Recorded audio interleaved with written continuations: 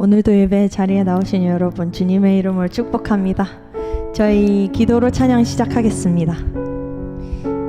하나님 아버지, 오늘도 저희가 예배 자리에 나오게 해주심에 감사드립니다. 하나님 아버지, 저희가 또 한 주 동안 주님을 멀리하고 또 세상 속에 살아가다가 또 주님 앞에 오늘 이 자리에 나왔습니다. 언제나 주님께 돌아올 수 있는 그런 주님의 자녀 되게 해주시고, 또 이 시간 저희가 찬양 드릴 때 정말 주님의 사랑을 진심으로 찬양하며 감사하는 시간이 될 수 있도록 해주세요. 예수님 이름으로 기도합니다. 아멘.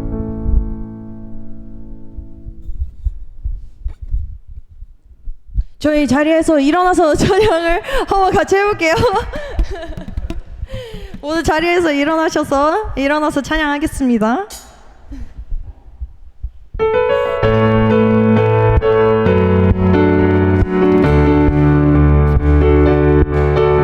나의 가장 낮은 마음 찬양하겠습니다. 나의 가장 낮은 마음 주님께서 기뻐하시고 작은 일은 큰 기쁨을 느끼게 하신 내가 지쳐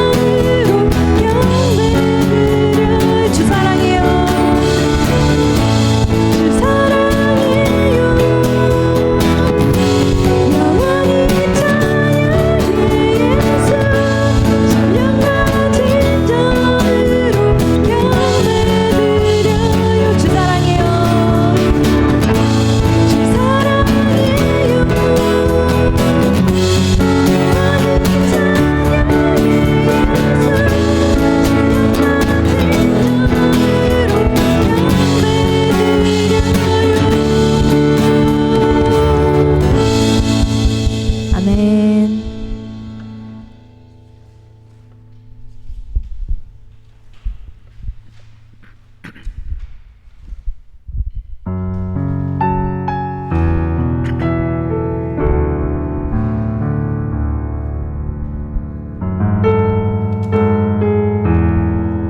주 안에서 내 영혼 함께 찬양하겠습니다. 주 안에서 내 영혼 다시 태어나 이전 것은 지나고 새롭게 됐네. 죄로 물든 내 모습 예수와 함께 죽고 부활 생명 내 안에 새로운 삶이 열렸네.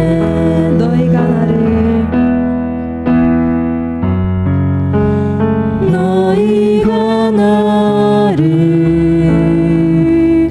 택한 것이 아니요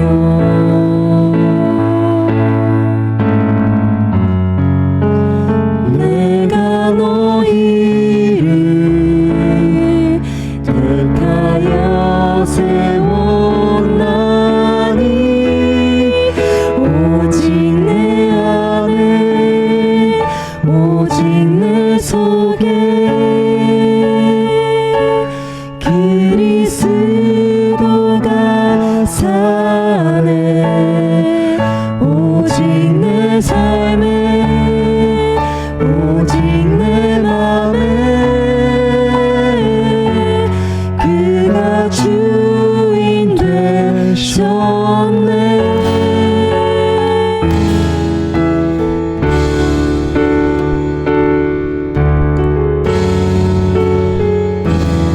주 안에서 내 영혼 다시 찬양하겠습니다. 주 안에서 내 영혼 다시 태어나 이전 것은 죄로하고 새롭게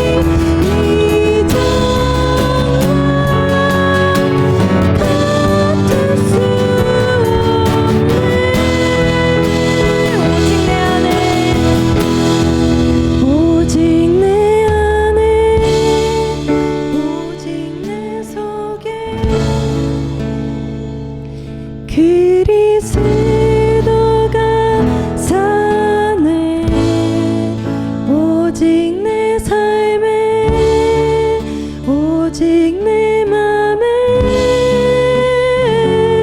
그가 주인 되셨네. 오직 내 안에 오직 내 안에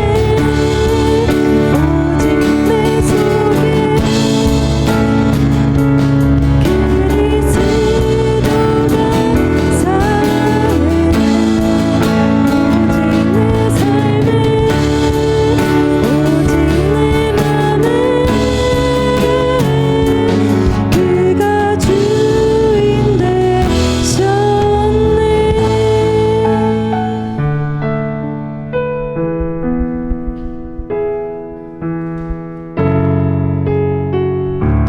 내 백성이 날 떠나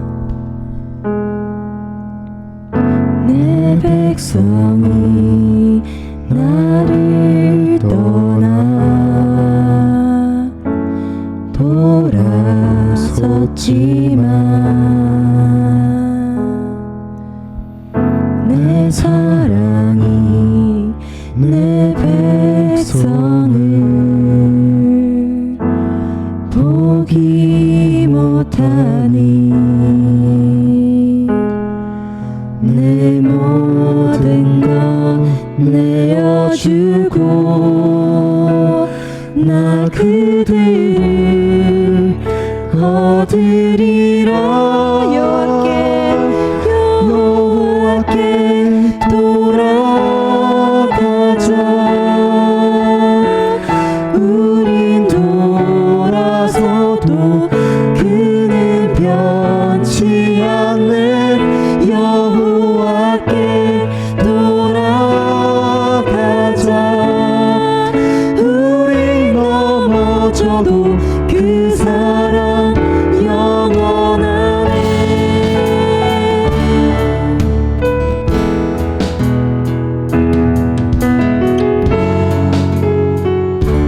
내 백성이 다시 찬양하겠습니다. 내 백성이 나를 떠나 돌아섰지만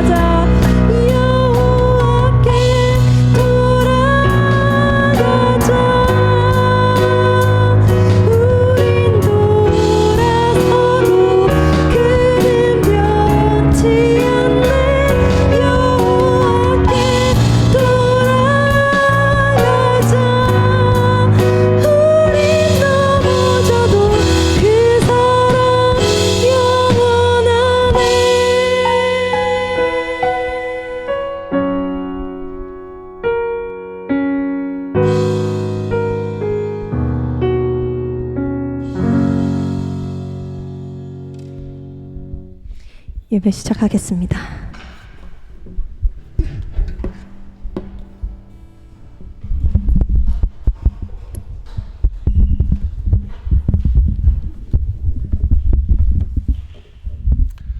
네, 다 같이 우리 일어나셔서 묵도하심으로 5월 마지막 주일 예배 하나님 함께 드리겠습니다.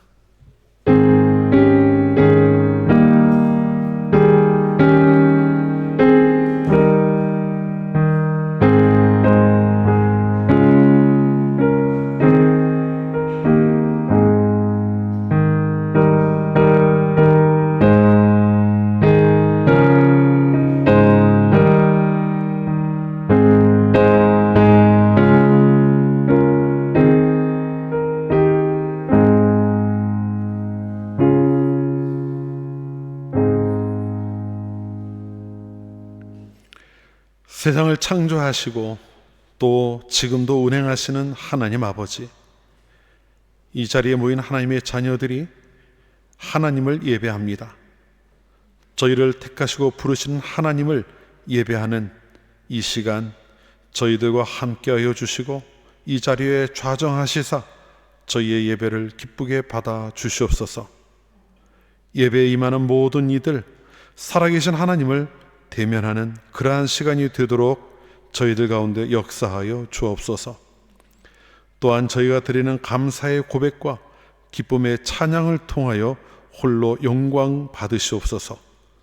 예배하는 모든 이들에게 하나님의 은혜가 다시 한번 깊숙이 경험되어지는 복된 자리가 되게 하시기를 간절히 소원하오며 예수님의 이름으로 기원합니다.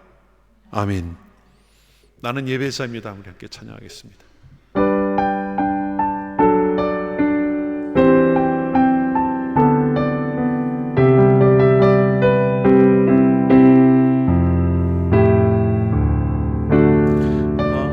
나는 하나님을 예배하는 예배자입니다.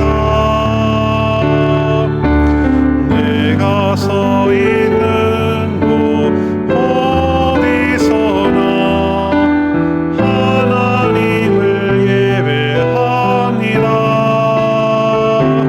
내 영혼 거룩한 은혜를 향하여 내 마음 완전한 하나님 향하여 이곳에서 바로 이 시간 하나님을 예배하. 다시 한번 찬양합니다. 나는 하나님을 예배하는 하나님을 예배하는 예배자입니다. 내가 서 있는 곳 어디서나 하나님을 예배합니다. 내 영혼 거룩한 은혜를 향하여 내 마음 완전한 하나님 향하여 이곳에서 바로 이 시간 하나님을 예배합니다.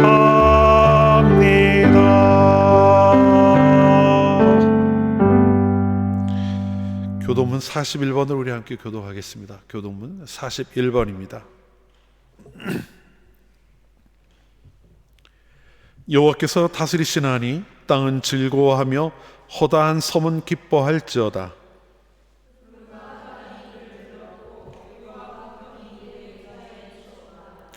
불이 그의 앞에서 나와 사방의 대적들을 불사르시는도다.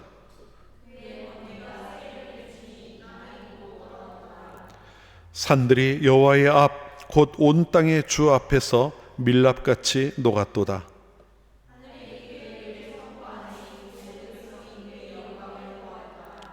조각한 신상을 섬기며 허무한 것으로 자랑하는 자는 다 수치를 당할 것이라. 너희 신들아 여호와께 경배할지어다.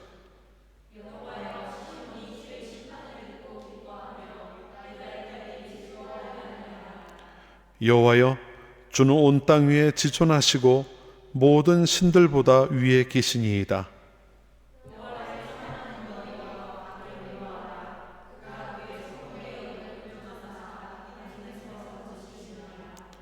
의인을 위하여 빛을 뿌리고 마음이 정직한 자를 위하여 기쁨을 뿌리시는도다.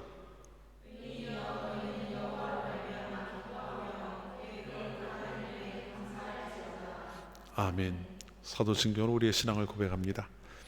나는 전능하신 아버지 하나님, 천지의 창조주를 믿습니다. 나는 그의 유일하신 아들 우리 주 예수 그리스도를 믿습니다. 그는 성령으로 잉태되어 동정녀 마리아에게서 나시고 본디오 빌라도에게 고난을 받아 십자가에 못 박혀 죽으시고 장사된 지 사흘 만에 죽은 자 가운데서 다시 살아나셨으며 하늘에 오르시어 전능하신 아버지 하나님 우편에 앉아 계시다가 거기로부터 살아있는 자와 죽은 자를 심판하러 오십니다. 나는 성령을 믿으며 거룩한 공교회와 성도의 교제와 죄를 용서받는 것과 몸의 부활과 영생을 믿습니다. 아멘. 자리에 앉으셔서 68장을 함께 찬송합니다.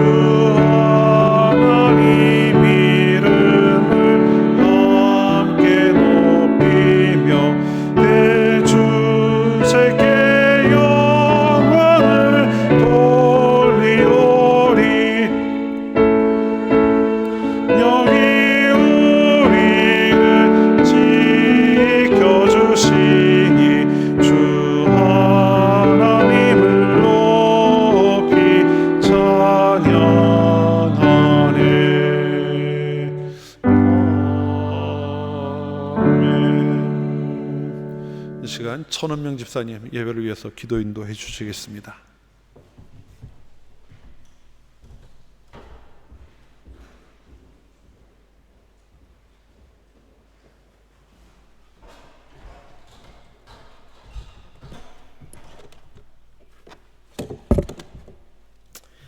기도드리겠습니다. 사랑이 많으신 하나님 아버지, 한 주간도 저의 삶을 지켜주시고 주일에 민회교회에 다 함께 모여 주님께 예배를 드릴 수 있는 시간과 여건을 허락해 주셔서 감사합니다. 지난 일주일 동안 주께서 저희를 보살펴 주시사 아무런 연고 없이 지나게 하시고 또 이렇게 거룩한 주일을 맞이하여 피곤한 몸과 심령이 주님의 날개 아래서 안식할 수 있도록 주님의 전으로 불러 모아주시니 감사합니다. 주님, 지난 한 주 동안 세상의 일에 쫓겨 때로는 하나님을 망각할 때도 있었고 주님의 뜻에 부응하지 못한 행실도 하였음을 고백합니다. 저희들이 알게 모르게 지은 저희들의 죄를 용서하여 주시옵소서. 마음은 원하지만 참석하지 못한 성도님들도 있사오니 그들이 어디서 무엇을 하든지 이 자리를 기억하게 하시고 하나님의 축복된 자리에 늘 동접할 수 있도록 은총을 허락하여 주시옵소서. 사랑이 많으신 주님, 이 악한 세상을 헤쳐 살아가자니 마음은 괴롭고 몸은 피곤하여 살아도 사는 것 같지 않고 기쁨도 소망도 없는 가운데서 되는 대로 살아갈 때가 너무도 많이 있습니다. 그러다 보니 주님에 대한 믿음도 식어져서 대충 믿어보자는 식으로 전락해버리곤 합니다. 이러한 죄인들을 긍휼히 여기사 성실하게 주님을 믿음으로써 저희의 마음밭을 옥도로 변화시켜 30배, 60배, 100배의 결실을 맺는 놀라운 역사가 일어날 수 있도록 친히 주장하여 주시옵소서. 주님, 뮌헨교회를 위해서 기도합니다. 교회의 머리가 되시는 주여, 저희 뮌헨교회가 말씀을 사모하고 기도에 힘쓰므로 하나님을 경외하는 데 부족함이 없는 교회가 되게 하시고 주님 안에서 은혜로운 성도의 교제를 나눌 수 있도록 도와주시옵소서. 저희 교회로 성령님의 역사하심을 온전히 순종함으로 세상에 빛을 비치는 등대가 될 수 있도록 축복하시고 주님 홀로 영광 받으시옵소서. 주님, 뮌헨교회 성도님들을 위해 기도합니다. 직장, 학업, 가정 또는 직장을 찾는데 어려움에 있는 성도님들을 위면하지 마시고 항상 옆에 함께 계시어 그들이 너무 힘이 들어 위로가 필요할 때 주님이 주시는 평안과 위로함에서 힘을 얻고 다시 세상에 맞서 싸울 수 있는 힘을 얻어 세상의 어려움과 맞서 싸워 이겨낼 수 있도록 도와주시옵소서. 성령님들의 가정과 직장을 축복하여 주시고 형편과 상황을 주께서 잘 아시오니 주의 뜻에 합당하게 채워주시고 갈 길을 인도하소서. 이 시간 드려지는 모든 예배의 순서 가운데 성령님께서 개입하시고 친히 인도해 주시고 원현철 목사님께서 전해주시는 말씀을 통해서 한 주를 살아낼 힘을 공급받는 이 시간이 되게 하여 주시옵고 이제는 주님께서 가르쳐 주신 기도로 기도하오니 하늘에 계신 우리 아버지의 이름을 거룩하게 하시며 아버지의 나라가 오게 하시며 아버지의 뜻이 하늘에서 같이 땅에서도 이루어지게 하소서. 오늘 우리에게 일용할 양식을 주시고 우리가 우리에게 잘못한 사람을 용서하여 준 것 같이 우리의 죄를 용서하여 주시고 우리를 시험에 빠지지 않게 하시고 악에서 구하소서. 나라와 권능과 영광이 영원히 아버지의 것입니다. 아멘.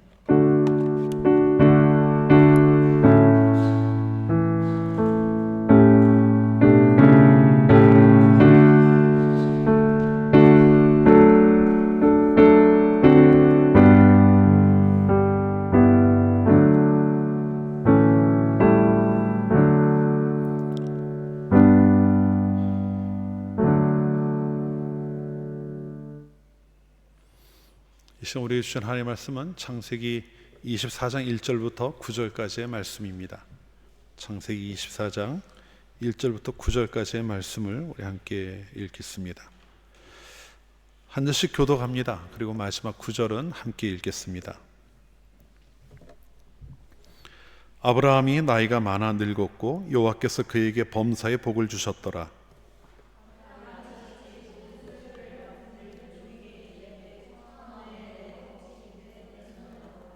내가 너에게 하늘의 하나님 땅의 하나님이신 여호와를 가리켜 맹세하게 하노니 너는 내가 거주하는 이 지방 가나안 족속의 딸 중에서 내 아들을 위하여 아내를 택하지 말고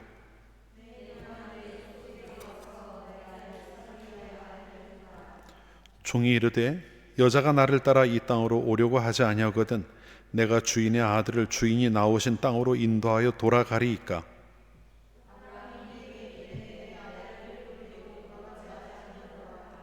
하늘의 하나님 여호와께서 나를 내 아버지의 집과 내 고향 땅에서 떠나게 하시고 내게 말씀하시며 내게 맹세하여 이르시기를 이 땅을 내 씨에게 주리라 하셨으니 그가 그 사자를 너보다 앞서 보내실지라. 내가 거기서 내 아들을 위하여 아내를 택할지니라.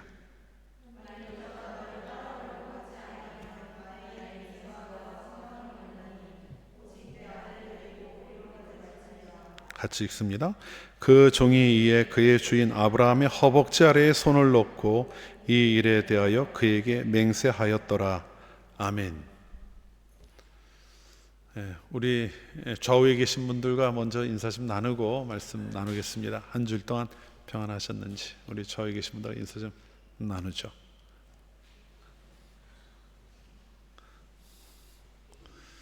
네.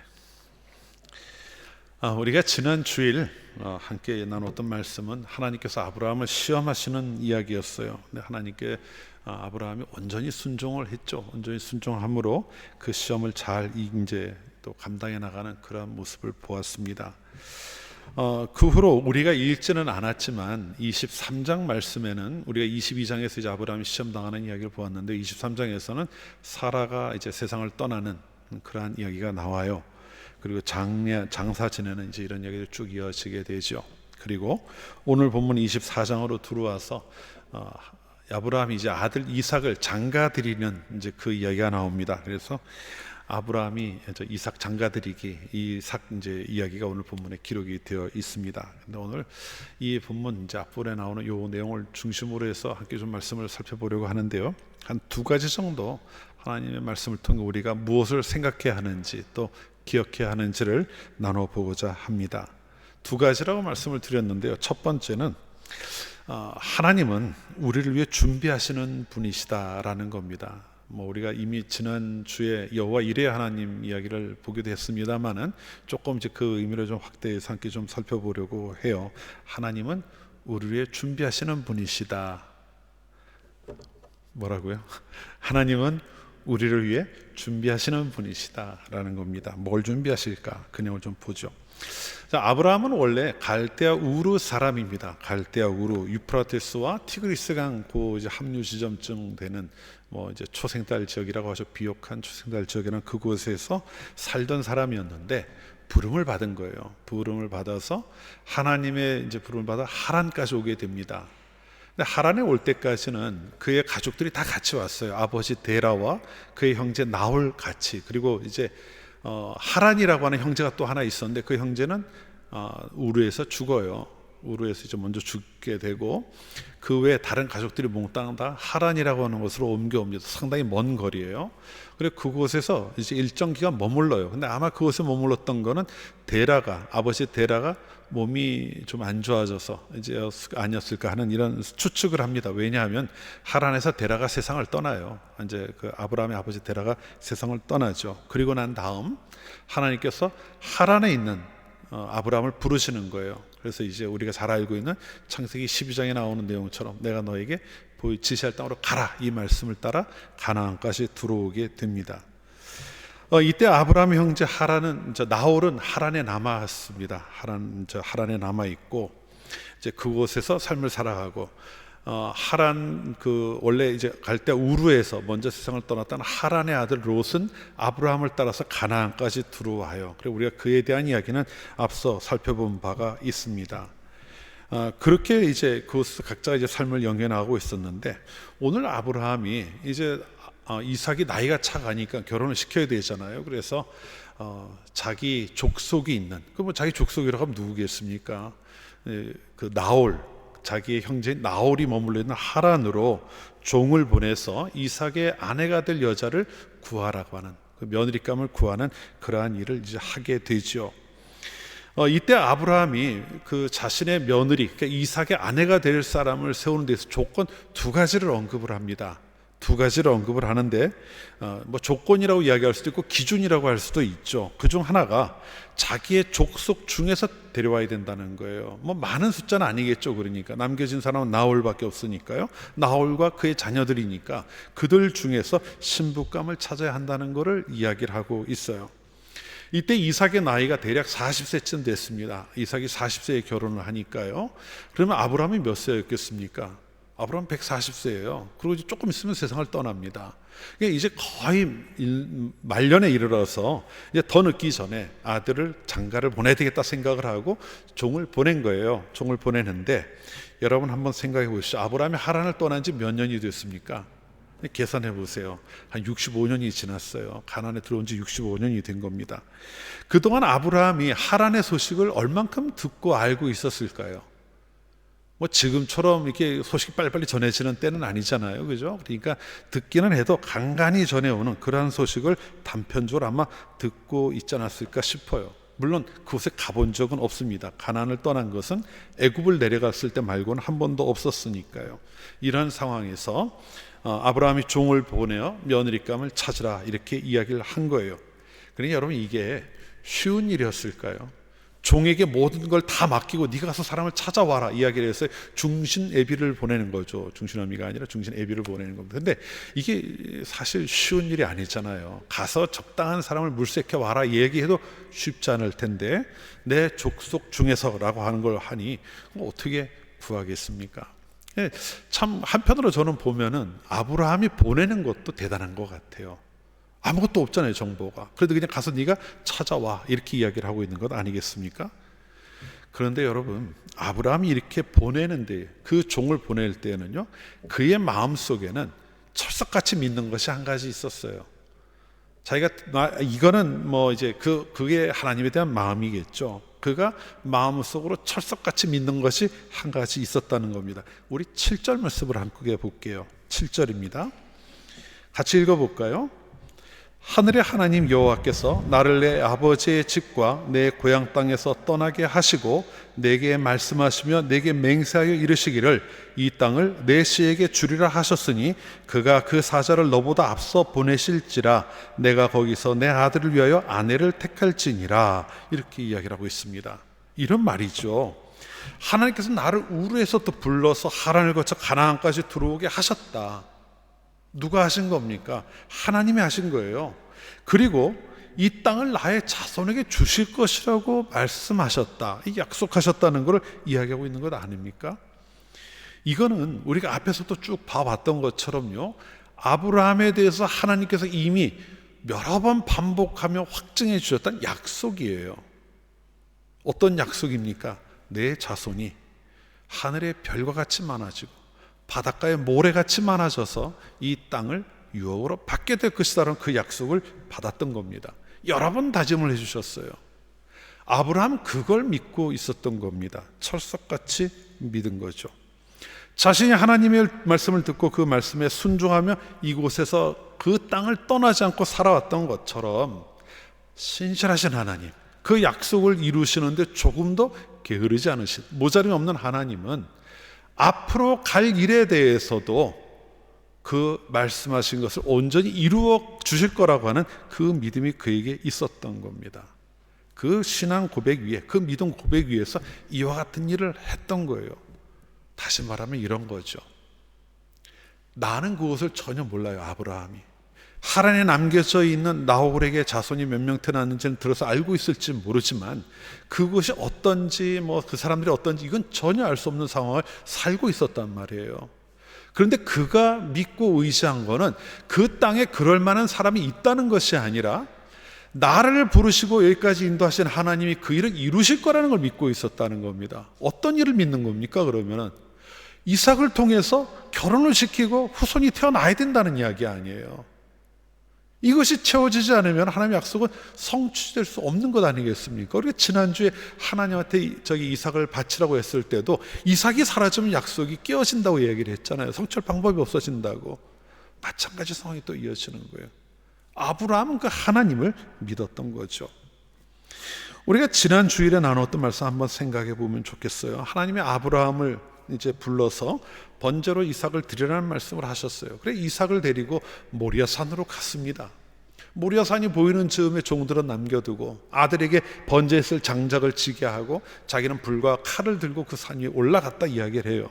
막 올라가는데 가까운 길이 아니까 시간이 꽤 걸렸겠죠. 올라가는데 아들이 옆에서 갑자기 질문을 했어요. 이삭이 뭐라고 질문합니까? 아버지, 우리가 번제에 쓸 나무와 불은 가지고 있는데 양이 없지 않습니까? 재물이 없지 않습니까? 이렇게 질문을 해요. 그러니까 여러분, 아브라함이 얼마나 놀랐을까요? 그때 얘가 뭘 아나? 이런 생각 하지 않겠어요? 얼마나 가슴이 덜컹했겠어요. 얘를 잡으려고 올라가고 있는 건데. 그때 아브라함이 얼떨결에 이야기한 건지 모르겠는데 뭐라고 이야기를 합니까? 하나님이 준비하실 것이다, 이 말을 하고 올라가요. 그런데 어떻게 됩니까? 그 다음에 이루어지는 일이 정말 그 일이 이루어졌어요. 자기는 상황을 모면하라고 했던 이야기일 겁니다. 왜냐하면 아브라함은 철석같이 이삭을 드려야 된다고 생각하고 있었거든요. 다른 가능성을 생각할 수 없었던 거죠. 그런데 아들이 물어보니까 대답을 한 거예요. 하나님이 준비하실 것이다. 그런데 올라갔는데 어떻게 됐어요? 정말 하나님이 준비해 놓으신 걸 발견하게 되는 거죠. 그 여호와 이레라는 이름을 거기서 불렀다고 하잖아요. 마찬가지예요. 지금 아브라함도 이러한 일을 경험해서인지는 모르지만 아브라함은 그걸 철석같이 믿은 겁니다. 나는 몰라요, 그 안에 어떻게 될지. 그 안에서 이루어질 일, 그 종을 보내 하란에 가서 어떤 사람을 만날지, 그곳에 만나는 또 뭐 이삭의 아내가 될 만한 사람을 찾았을 때 찾을 수 있을지 없을지 사실 모르는 상황 아닙니까? 그런데 보내는 거예요. 뭘 믿었을까요? 하나님이 약속하셨다. 하나님이 나에게 약속을 하셨으니까 그걸 위해 준비하고 계시지 않겠느냐. 보내면 될 거다라는 그 믿음으로 종을 그곳까지 보낸 겁니다. 모리아 산에서 양을 준비하셨던 하나님이 하란에서 이삭을 위한 배우자를 준비하고 계실 것이라고 하는 그걸 믿고 이 일을 행했던 거예요. 우리 앞으로 조금 돌아가서 창세기 22장 20절부터의 말씀을 좀 함께 보죠. 창세기 22장 20절부터입니다. 20장에 우리가 이삭을 드리는 그 이야기가 나오는데 창세기 22장 20절 이하의 말씀을 함께 좀 보겠습니다. 같이 읽어볼까요? 2일 후에 어떤 사람이 아브라함에게 알려 이르기를 밀가가 당신의 형제 나홀에게 자녀를 낳았다 하였더라. 그의 맏아들은 우스요 우스의 형제는 부스와 아람의 아버지 그무엘과 게색과 하소와 빌다스와 이들람과 부두엘이라. 이 8사람은 아브라함의 형제 나홀의 아내 밀가의 소생이며 부두엘은 리브가를 낳았고 나홀의 첩 르우마라 하는 자도 데베와 가함과 다스와 마아가를 낳았더라. 이 일 후에 이렇게 이야기를 하는데 이 일이 뭘까요? 아까 22장에서 우리가 이제 나오는 사건 이야기했던 것처럼 하나님 앞에 이삭을 번제로 드리려고 했던 그 사건 이후에요. 그 일 지나고 난 이후에 이 일 후에 어떤 사람이 아브라함에게 와서 너의 형제 하란에 있는 나홀에게 이러한 자녀들이 태어났다는 이야기를 전해준 겁니다. 뭐 얼마나 자세한 이야기를 들었는지는 몰라요. 그냥 아브라함이 와서 이 이야기를 전했다는 이야기가 본문에 기록이 되어 있는데 그동안 한 번도 언급이 없었던 하란에 있는 아브라함의 형제에 대한 이가 갑자기 툭 튀어나온 겁니다. 요즘 말로 갑툭튀라고 하죠, 그죠? 아무 밑도 끝도 없는 얘기가 툭 튀어나온 것처럼 보여요. 우리가 읽어가면서. 사실 22장 읽으면서 이야기 봤을 때 여러분 뭐 읽어보셨다고 가정을 하고 읽을 때 어때요? 이야기가 의미 있는 이야기로 이렇게 생각할까요? 성경이 늘 나오는 족보 중에 하나죠. 근데 뭐 아브라함과 특별히 관계도 없는, 지금 전개되어져 하는 이야기랑 관계도 없는 이야기가 왜 나올까 이렇게 생각할 수도 있을 것 같아요. 그런데 24장이니까 그 이유가 뭔지를 보이는 겁니다. 뭐예요 이유가? 22장 마지막에 쭉 족보를 8명의 형제들 5명 6명을 또 언급한 이유가 뭡니까? 다른 이야기를 하려고 그런 게 아니에요. 리브가가 거기 태어났다는 이야기를 하는 거예요. 부두엘이라고 하는, 나홀이 낳은 부두엘이라고 하는 그 아들을 통해 리브가가 태어났다는 이야기를 들려주고 있는 겁니다. 리브가가 누굽니까? 20년 후에 이 일이 지나고 나서 20년이 훨씬 더 지난 다음에 이삭의 아내가 되는 여인이 리브가 아니에요. 그러면 여러분, 하나님이 리브를 언제부터 준비하신 겁니까? 이삭의 아내 될 사람을 위해 어떻게 준비를 하신 거예요? 어느 날 그냥 갑자기 누군가 끌어와가지고 야 얘랑 하면 좋겠다 이 말씀하신 게 아니라는 겁니다. 이 일 후에라고 하는, 아브라함이 하나님께 모든 걸 다 드리겨 이삭까지도 내어주겠다고 하셨던 그 자리에 그 사건이 지나고 난 다음에 하나님이 어떻게 그를 위해 준비해가고 계시는지를 보여주고 있는 거예요. 하나의 복선과 같은 거죠. 이를 통해 앞으로 너에게 약속한 그것들을 이루어가게 할 것이다라는 것을 하나님은 말씀하고 있는 거예요. 우리는 그 순간 그걸 잘 이해하지 못했지만 말입니다. 여러분, 하나님이 이렇게 준비하는 모습을 우리에게 보여주시는 거예요. 어느 날 갑자기. 근데 여러분 한번 생각해 보십시오. 하나님은 오늘 우리를 위해서도 일하고 계셔요. 그죠? 믿으셔요? 믿으십니까? 아유, 그런가요? 하나님 오늘 이 순간도 여러분을 일하고 계셔요. 아브라함에 위해서 일하셨던 것보다 더 많은 열심을 가지고 여러분을 일하고 계실 겁니다. 여러분은 그 하나님을 알기에 여러분의 인생을 쭉 살아가면서 20, 30년 살아오면서 그 과정을 하나님 앞에 내어놓고 기도하면서 가고 있을 거예요. 근데 여러분 기도를 한번 생각해 보세요. 여러분의 기도가 언제 어디까지 나가 있는지를 한번 보세요. 몇 년 후 일까지 기도하십니까? 몇 년까지 기도해 볼까요? 저는 이게 좀 먼 미래를 놓고 기도했던 적이 있어요. 아이들이 딱 태어나자마자 그때부터 바로 배우자 놓고 기도했었거든요.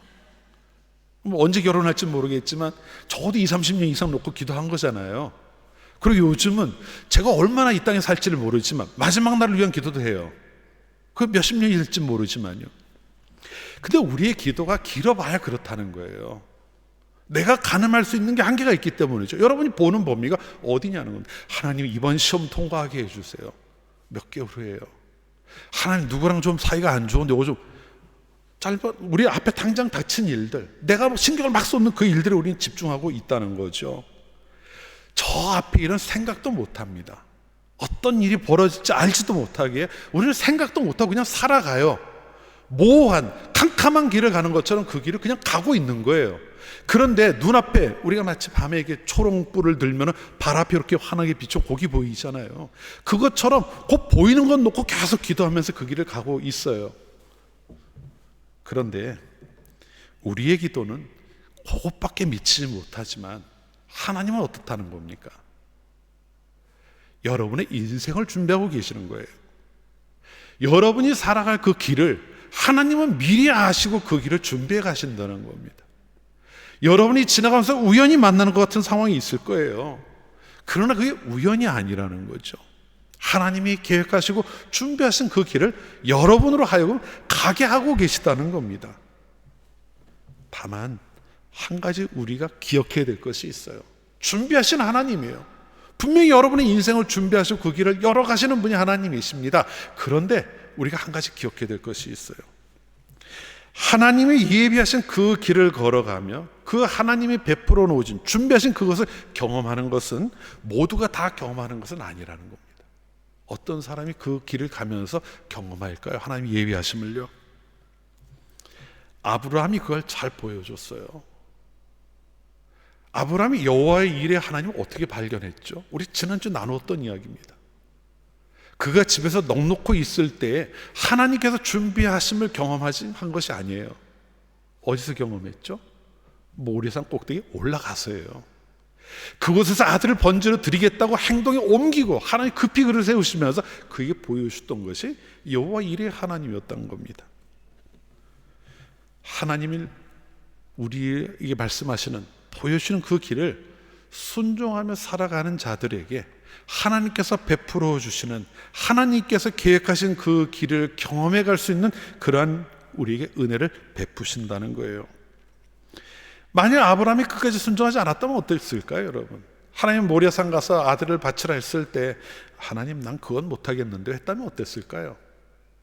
그냥 거기서 살았겠죠. 그렇지만 여호와 일에 하나님을 발견하지는 못했을 겁니다. 그 정도에 살아갔을 거예요. 그가 하란에서 며느리를 구해야 한다고 작정하지 않았다면, 그냥 가나안에 있는 사람으로 결혼시키고 말겠다고 생각했다면 아마 그 준비하시는 하나님을 경험하지는 못했겠죠.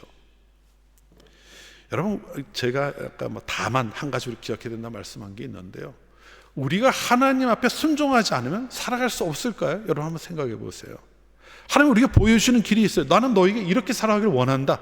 우리는 그런 상황에서 끊임없이 고민하죠. 딜레마가 할 만한 상황들을 만나요. 이렇게 갈래니 세상에서 좀 힘이 들고, 또 세상에 편한 데를 갈라니 하나님 원하시는 데또 마음이 불편하고, 어떻게 될지 몰라 고민할 때가 있습니다. 그럴 때 하나님 이번 한 번은 좀 이렇게 지나갈 수 있다는 거예요. 그러면 어떻게 될까요, 여러분?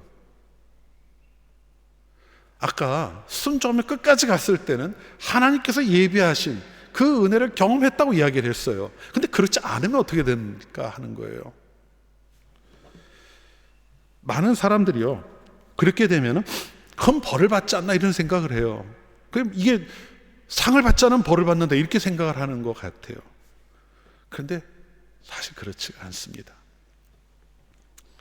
좋은 소식도 하나 있고 안 좋은 이야기도 하나 있어요. 좋은 거 먼저 말씀드릴게요, 여러분.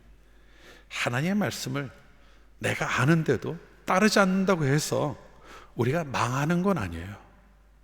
하나님은 그럼에도 불구하고 여러분들을 끝까지 책임진다고 하셨기 때문에 설령 여러분이 하나님 저는 그거 못하겠습니다 간다 해도 여러분을 징계하거나 이러진 않으실 거예요. 물론 그게 많이 쌓이면 징계하실지도 모르죠.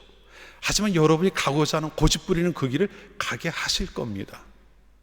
다만 안 좋은 건 뭘까요? 하나님이 그 길을 행하였을 때 내가 너를 위해 준비해 놓았다고 하는 그 은혜에는 결코 이르지 못한다는 겁니다. 그게 한계가 되는 거예요. 평생 동안 신앙생활을 하고도 하나님의 은혜라는 이야기를 하면은 아무 말도 할 말이 없는 분들이 교회 안에 종종 있습니다. 적지 않게 있어요. 왜 그럴까요? 바로 이런 이유 때문이에요. 하나님 말씀을 잘 알아요. 배워서 알고 남을 가르치기도 합니다. 그러나 그런 삶을 살지 않는 거예요. 갈등할 상황이 되면은 내 마음이 원하는 대로 그냥 가버리는 겁니다. 하나님은 못하겠는데요. 양해를 구할게요 이러면서 말이죠. 그러고 나니 여호와 이레의 하나님을 만날 틈이 없는 거예요. 하나님을 내가 은혜로 감격으로 고백할 수 있는 근거가 없는 거죠. 사실 하나님 엄청난 은혜를 우리에 준비해 놓고 계시는데 그 은혜 근처도 가지 못한 채 그저 기본만 하며 살아가는 그런 성도들이 적지 않다는 겁니다. 오늘 교회는 참 그런 성도들이 많은 것 같아요. 하나님 기본만 하겠습니다. 그냥 구원만 해 주십시오. 은혜는 나중에 하나님 나라 가서 누리면 될 테니까 이런 생각을 하는지 모르겠어요. 근데 그게 아니죠. 똑같은 삶을 살아가는 과정에서 하나님께서 우리에게 준비해 놓으신 그 많은 은혜가 있는데 왜 그거를 기대하지 못할까요? 내가 하나님의 인도하심을 따라 그 가는 길이 힘들고 어려워도 그거를 끝까지 행했을 때, 순종하며 그 길을 끝까지 갔을 때 하나님께서 베풀으신 은혜가 그렇게 크다고 이야기하는데 왜 거기에 한번 도전해 보지 못하느냐는 거예요. 사랑하는 성도 여러분, 꼭 기억하십시오. 우리 하나님은요, 우리를 위해 언제나 준비하시는 분이셔요. 여러분 중 그 어느 누구도 이 세상 가운데 그냥 방치된 자는 없습니다. 전능하신 하나님이시기에 여러분 한 사람 한 사람의 인생을 어떻게 만들어 가실지를 준비하고 계시고 계획하고 계셔요. 여러분은 지금 상상도 할 수 없는 일들을 하나님은 먼 후 1년이 될지 10년이 될지 내 평생이 될지 모르지만 그 과정을 통해 준비해 놓고 계시다는 것 기억하셔야 한다는 겁니다. 그리고 그 은혜 앞에 나아가기를 힘쓰는 우리들이 되어야 되겠죠. 여러분이 하나님께로부터 받은 그 길을 믿음 안에서 끝까지 행할 수 있는 성도님들이 되셔야 합니다. 하나님을 전적으로 의지하고 끝까지 그 길을 갈 때 하나님은 그 길 끝에서 아브라함이 여호와 이레 하나님을 발견했던 것처럼 그 이름을 부르게 하셨던 것처럼 여러분을 통해서도 하나님께서 나의 인생을 이렇게 이끌어 오셨고 이와 같은 은혜를 준비하셨구나를 고백할 수 있도록 만드실 줄로 믿습니다. 자, 그럼 두 번째로 오늘 본문을 통해 우리에게 말씀하시는 것, 아까 처음 뭐라 그랬죠? 첫 번째는 하나님께서 우리를 위해 준비하시는 분이다 말씀드렸어요. 두 번째는 떠난 곳으로 돌아가지 말라는 겁니다. 떠난 곳으로 돌아가지 말라. 두 번째 뭐라고요? 뭔가 날 보고 있는 거는 같은데 뭔가 좀 약간 이렇게 알딸딸해 보여요 다들. 그죠? 날이 더워서 그런가요? 자, 아브라함이 하란으로 가서 자신의 족속 중에서 이삭의 아내들만 사람을 찾아보라고 했어요. 그 종이 질문을 합니다. 만일 그곳에 적당한 사람을 만났는데 그가 가나안 땅으로 오지 않겠다 그러면 어떡하죠 주인님? 이렇게 질문을 했어요. 뭐 할 법한 이야기잖아요. 생각해 보시죠. 지금이야 뭐 이렇게 지구를 반바퀴 돌아 여기 우리가 이렇게 멀리 떠나오는 게 그렇게 어려운 일은 아니에요, 그죠? 돈은 좀 들지만 비행기표만 사면 얼마든지 옵니다. 그런데 이때는 어떨까요? 하란에서 가나안이 지금 기준으로 보면 그렇게 먼 거리가 아닐 수도 있어요. 한 400-500km 정도 아마 될 겁니다. 그 먼 거리는 아닐 수도 있죠. 이 당시로는 달라요. 한 번 그리로 시집을 가고 나면 내가 평생 다시 내 친정을 돌아가지 못할 수도 있는 것 아니에요? 실제로 못 돌아가요. 한 번도. 아브라함도 한 번도 그곳에 간 적도 없지만 리브가도 한 번도 자기 고향을 가보질 못합니다. 근데 그것만이 전부가 아니잖아요. 거기 가서 만날 자기 남편들 사람 어떤 사람인지 몰라요. 여러분 가겠어요? 택도 없는 얘기죠, 그죠? 지금 우리 생각으로 해본다면. 근데 지금 그 일을 하러 가는 거예요, 이 종이. 근데 자기가 정말 거기 가서 봤는데 너무 괜찮은 사람이 있어요. 이건 내 주인집 아들하고 딱 결혼식 딱 맞을 만한 사람인데 안 가겠다면 어떡할까? 이 고민이 되는. 그럼 주인님, 이삭을 데리고 다시 데려가서 그것을 결혼시킬까요? 이걸 질문을 한 거예요. 근데 아브라함이 뭐라고 대답합니까? 8절 한번 보죠. 8절입니다. 만일 여자가, 같이 읽어요. 만일 여자가 너를 따라오려고 하지 아니하면 나의 이 맹세가 너와 상관이 없나니 오직 내 아들을 데리고 그리로 가지 말지니라. 가지 말라. 만일 그 여인이 너를 따라 이곳으로 오지 않겠다고 한다면 아무 상관이 없다는 거예요. 네가 나한테 맹세했던 것도 아무 상관이 없고 부담 갖지 마라. 그냥 거기서 끝을 내라. 이 이야기를 하고 있는 거죠. 이게 두 번째 기준이에요. 아브라함이 가지고 있던, 내 며느리가 되려면 이러한 기준을 충족시켜야 된다고 했던 두 번째 기준입니다.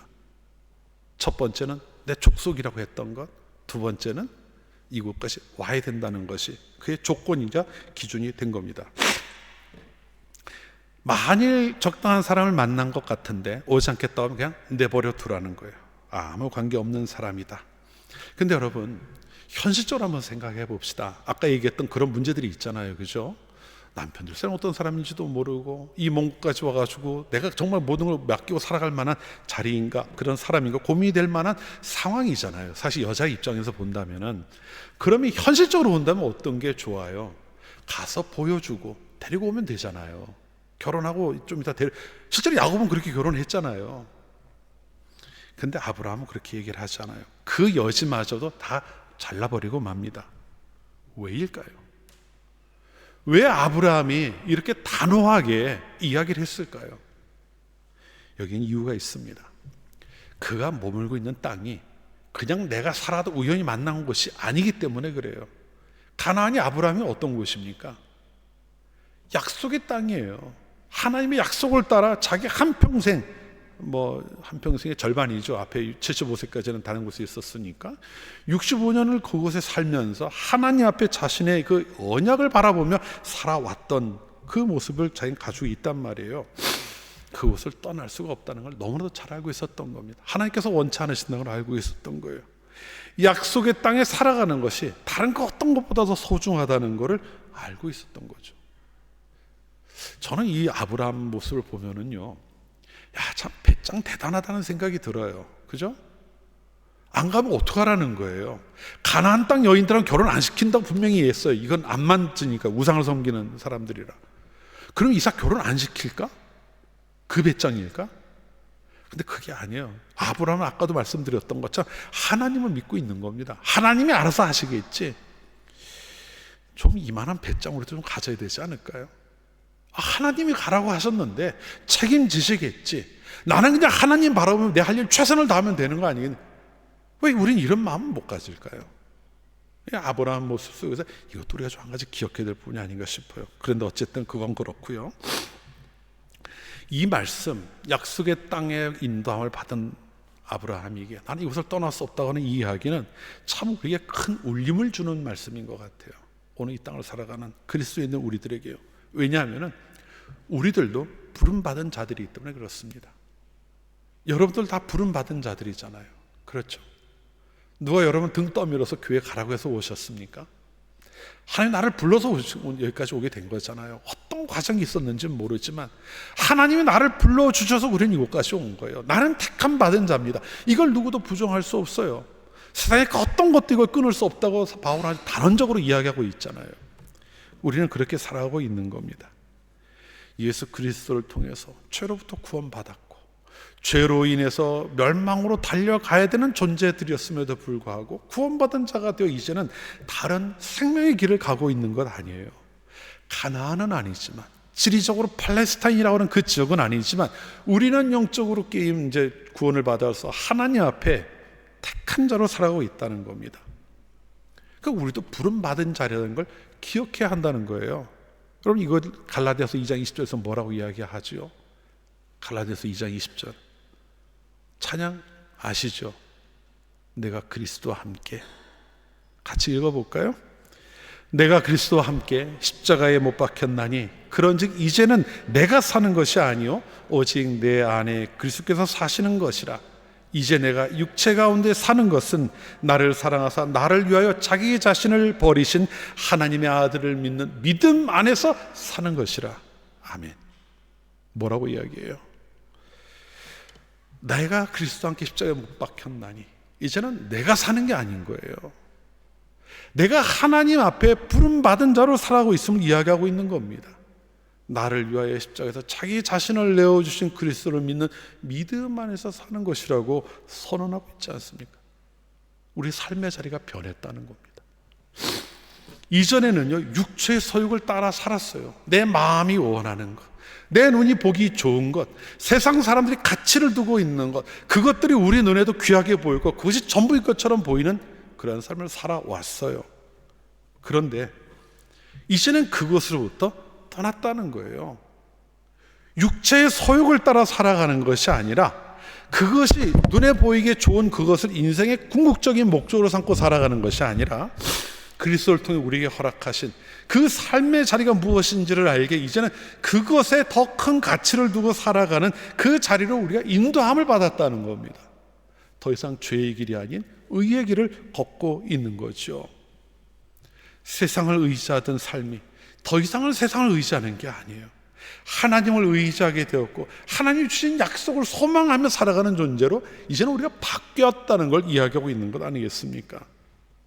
그런데 문제는요, 우리가 살아가며 마주하는 현실은 끊임없이 우리에게 이전의 가치를 갖고 그쪽과 적당히 타협해 보라는 이야기를 한다는 겁니다.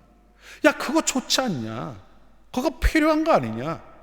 그게 너희들한테 더 유익이 되는 거 아니냐? 이런 얘기를 자꾸 한다는 거예요. 나는 분명히 예수 그리스도를 믿으면서 이거는 가치가 없는 것이라고 생각하고 떠나 하나님 앞에 섰는데도 자꾸 뒤돌아보라고 하는 거죠. 야, 이거 좀 챙겨야 되는 거 아니야? 왜 그렇게 고리타분하게 살아? 조금 더 뭐랄까요? 갑자기 말이 기억이 안 나네요. 유돌이 있다고. 예? 조금 적당하게 하면 되잖아. 왜 그렇게 빡빡하게 사냐고. 적당히 해. 그래도 다 아셔. 세상 끊임없이 우리에게 그런 얘기를 들려준다는 겁니다. 또 현실적으로 봐도요, 그것에 적당하게 걸치는 것이 더 나아 보일 수 있어요. 오늘 본문에는 아브라함도 그렇죠. 야, 하란의 아들 보내서 잠깐 결혼하고 데려오면 되지 않냐? 얼마든지 맞는 이야기 같아요.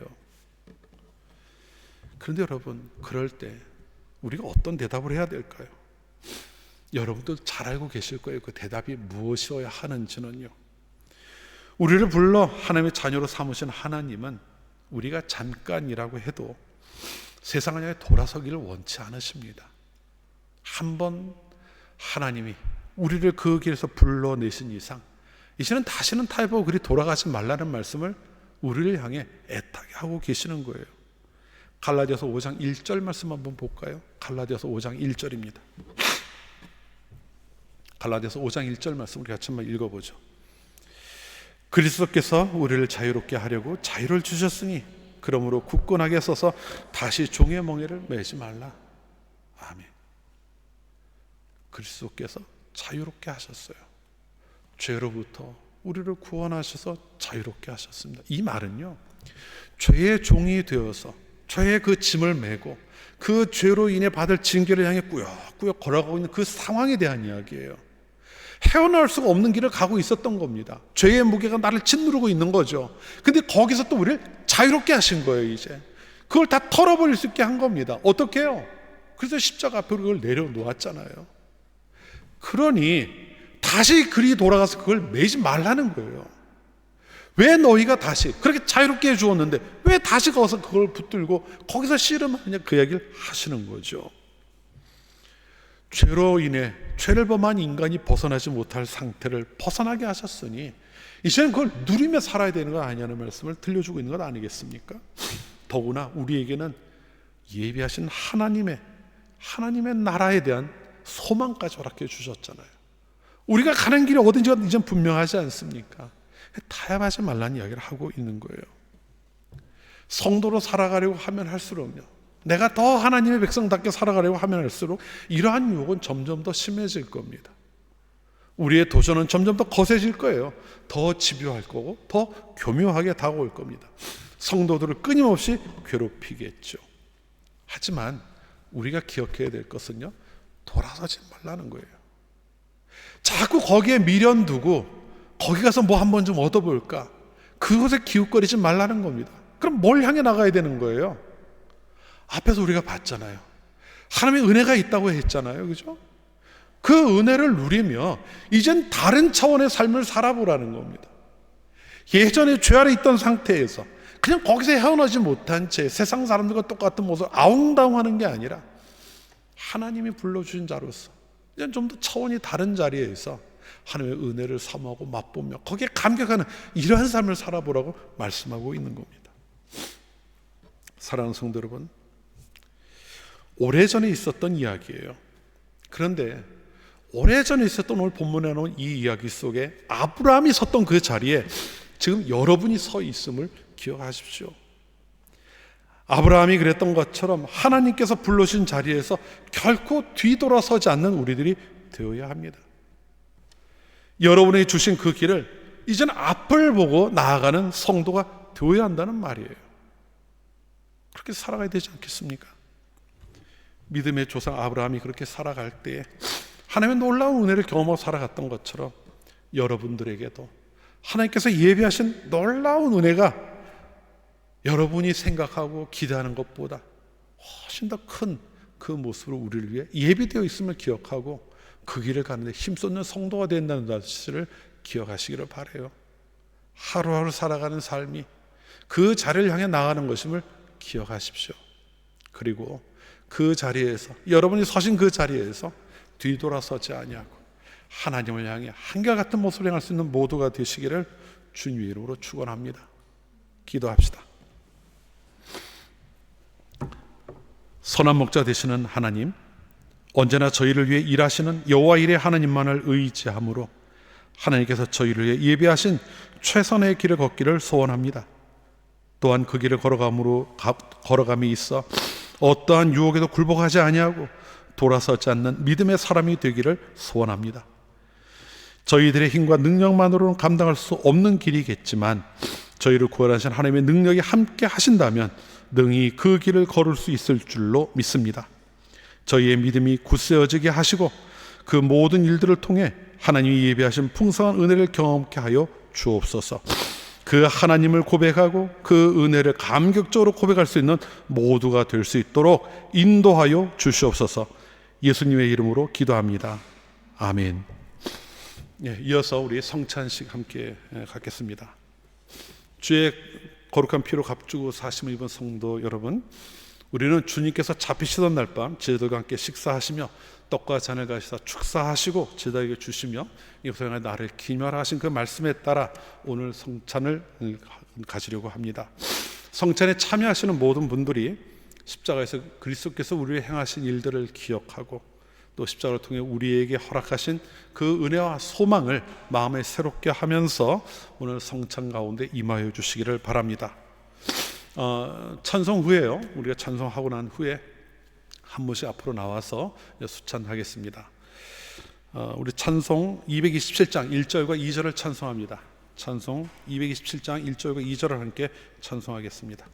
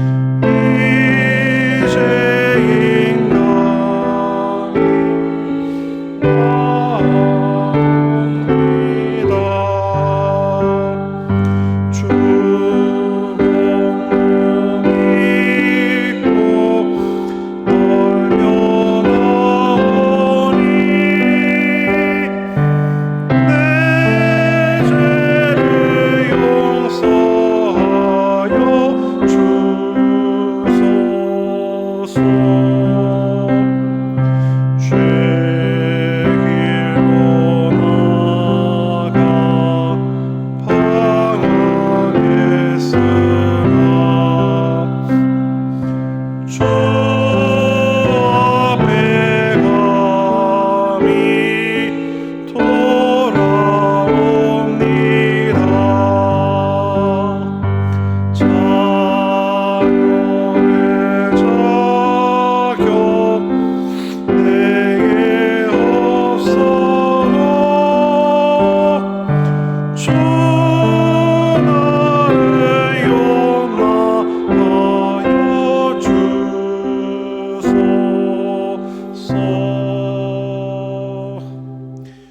기도하겠습니다.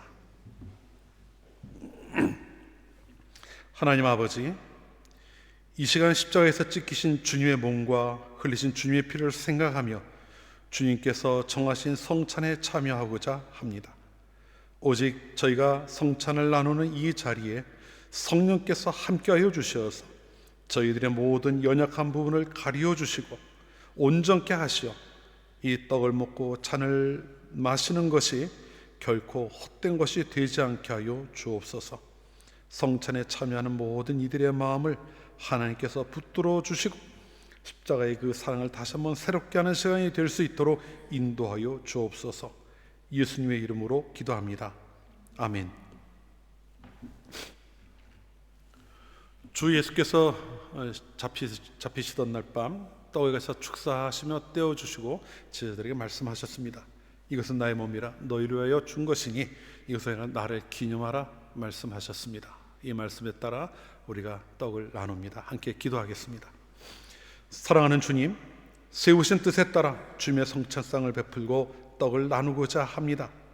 저희가 떡을 나누는 그 자리에 그 순간 성령께서 함께하여 주셔서 이 떡이 신령하고 거룩한 생명의 떡이 되게 하여 주옵소서.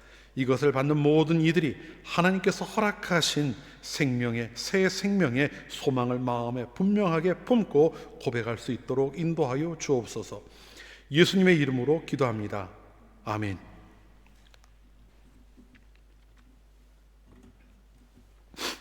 또 우리 주님께서 식후에 잔을 가지셔서 축사해 주시며 제자들에게 말씀하셨습니다. 이 잔은 나의 피로 세운 새 언약이니 이것을 하여 마실 때마다 나를 기념하라.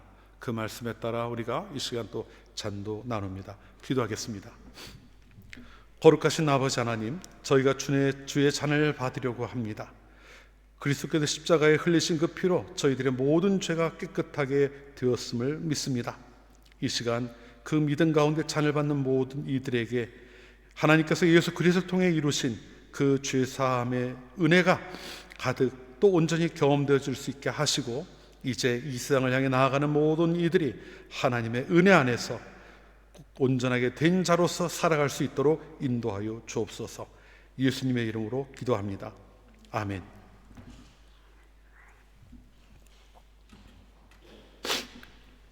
예, 이제 분명 분잔할 텐데요. 가운데 앞으로 나오셔서 한 분씩 받으시면 됩니다. 먼저 예배위원들 먼저 나와서 받아주시고, 성찬에 참여하실 수 있는 분은 세례를 받으셨거나 세례를 받지는 않았지만 예수님이 나의 구주이심을 믿는다고 고백하시는 분들은 다 함께 참여하실 수 있습니다.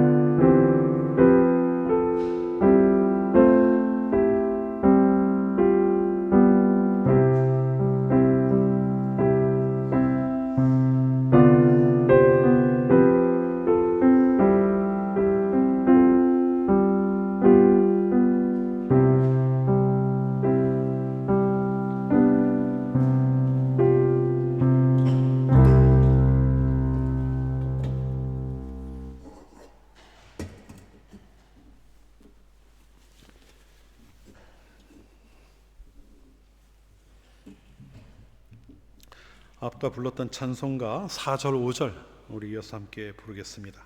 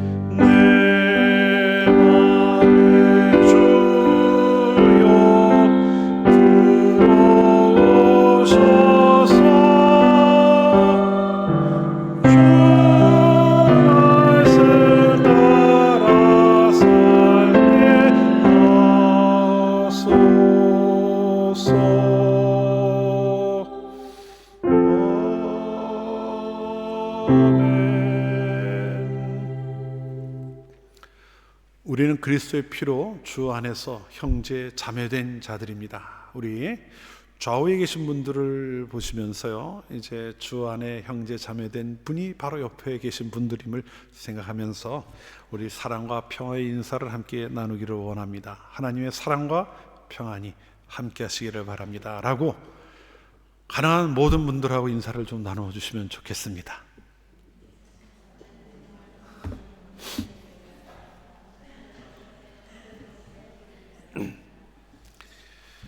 가능한 모든 분들과 인사를 나누라고 했음에도 불구하고 일어나는 것은 못하겠다. 그죠? 우리 같이 기도하겠습니다. 살아계신 하나님, 이 시간 저희 주님을 기념하는 성만찬을 가졌습니다. 저희를 위해 십자가에서 찢기신 그 몸과 저희를 위해 십자가에서 흘리신 그 보혈의 피를 기억하며 그것이 바로 저희들을 위해 당한 고난이었고 저희들이 베푸신 은혜였음을 보았습니다. 이제 하나님께서 그리스도 예수를 통해 베푸신 그 놀라운 은혜를 경험하고 하나님의 사랑에 사랑받는 자녀된 저희들이 하나님의 그 말씀을 따라 하나님의 뜻을 따라 살아가는 성도들이 될 수 있게 하여 주옵소서. 특히 저희들이 선 자리에서 이제는 그리스도를 쫓는 자가 되게 하셔서 우리의 앞서가신 주님의 본을 따라 살아가는 성도들이 되게 하시되 세상에 마음을 두는 것이 아니라 우리가 바라보아 영원한 나라에 대한 소망 가진 자로 살아가게 하시되 이 세상 가운데서 성도로서 행하여야 할 바를 잘 분별할 수 있는 그러한 지혜로운 성도들 되게 하여 주옵소서. 세상에 함몰되는 것이 아니라 세상의 흐름이 어떠하든 그곳에서 하나님의 자녀로서의 그 모습을 지켜나가는 자들 되게 하시고 이 어두운 세상에 빛을 비출 수 있는 빛과 소금으로서의 역할을 온전히 감당하는 모두가 되게 하여 주옵소서. 언제나 주님의 부르심 받은 자들로서 주의 십자가 앞에서 그 삶의 방향을 바르게 찾아나가는 성도들이 되도록 인도하시기를 소원하오며 예수님의 이름으로 기도합니다. 아멘.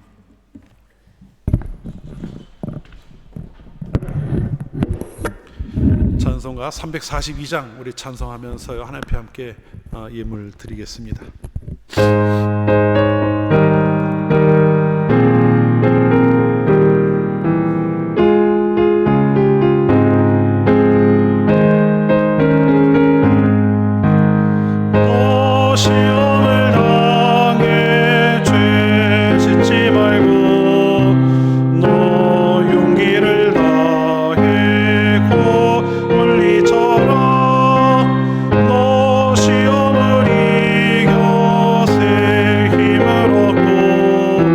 주 예수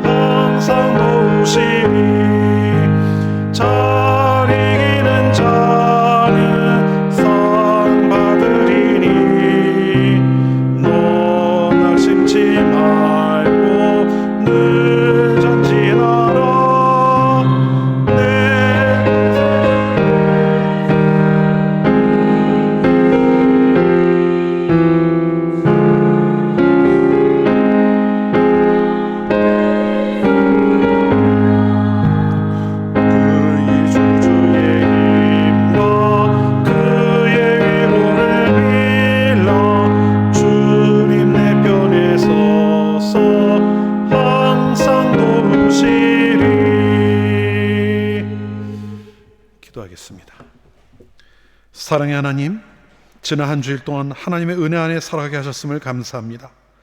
하나님의 지극하신 은혜를 기억하며 이 시간 저희들이 가진 것 중에 구별하여 예물을 드리오니 기쁘게 받아 주옵소서.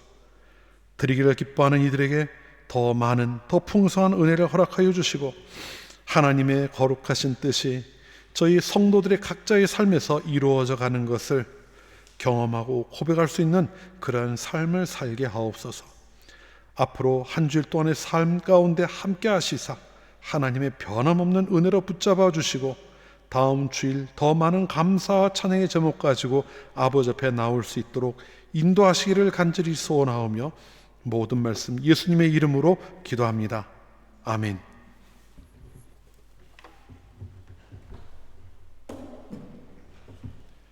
그 앞에 알려드리는 말씀 몇 가지 나누겠습니다.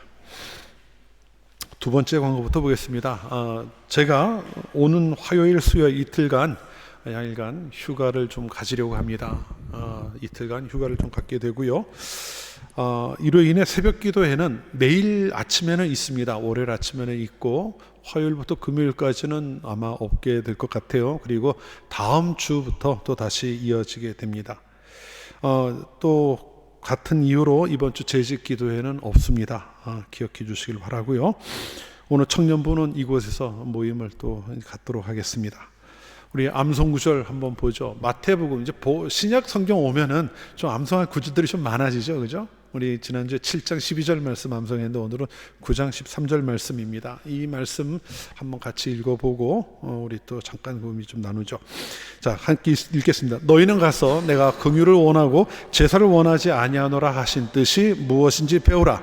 나는 의인을 부르러 온 것이 아니요 죄인을 부르러 왔노라 하시니라. 아멘. 주님께서 오신 이유가 무엇인지 분명하게 보여주고 있는 거죠. 그리고 나는 제사를 원하는 것이 아니라 긍휼을 원한다 하는 그 말씀, 하나님의 마음이 어디 있는가를 우리가 좀 생각할 필요가 있는 것 같아요. 이 말씀도 우리가 마음에 좀 잘 이렇게 간직하는 그런 말씀 되기를 바랍니다. 다 같이 일어나셔서 일어나라 주의 백성 함께 찬양하고 축도함으로 예배를 모두 마치겠습니다.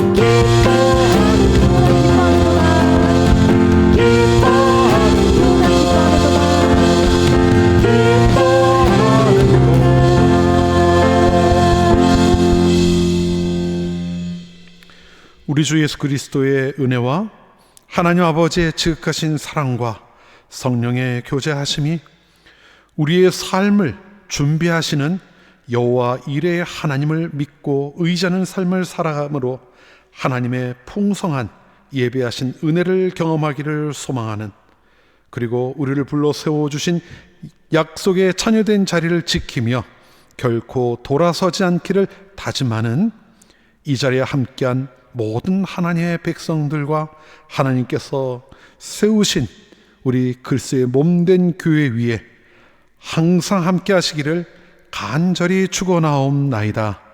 아멘.